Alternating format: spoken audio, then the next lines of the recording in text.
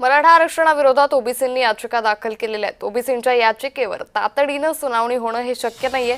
उच्च न्यायालयाने ही भूमिका घेतलेली आहे। शिक्षण आणि सरकारी नोकऱ्यांमध्ये संधी गमावण्याची भीती यामुळे व्यक्त केली जाते। तर ओबीसी यांनी मराठा आरक्षणाचा जीआर काढल्यानंतर आक्रमक होत याचिका दाखल केली आहे।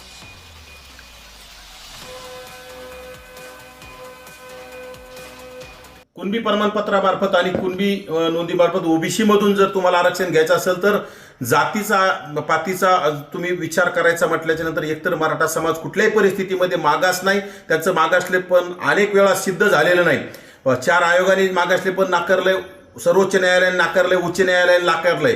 त्यामुळं मराठा समाजाला एकतर कुणबी सरपीठ मार्फत ओबीसी मधून आरक्षण देताच येणार नाही। आजपर्यंत मी तर म्हणतो अजितदादा असेल, शरद पवार साहेब असतील, ह्या सर्व लोकांनी जातीपातीचाच विचार करत आलात ना। कारण आपल्याच लोकांना तुम्ही मोठं केलं, तुमच्या जातीतीलच लोकांना मोठं करण्याचं काम केलंय, तुमच्या जातीतीलच लोकांना साखर कारखाने दिले, तुमच्या जातीतीलच लोकांना सूतगिरण्या दिल्या, तुमच्या जातीतीलच लोकांना शिक्षण संस्था दिल्या। त्यामुळे तुमच्या जातीला तुम्ही खूप भरघोस मोठं केलेलं आहे। परंतु राहिला विषय शिक्षण आणि नोकरीतले आरक्षण, तुम्हाला आम्ही कधी विरोध केला नाही, परंतु ते तुम्हाला ओबीसी मधून देता येणार नाही आणि त्यासाठी तुम्हाला मागासले पण सिद्ध करावं लागतं। तुम्ही मागास ठरतच नाहीत।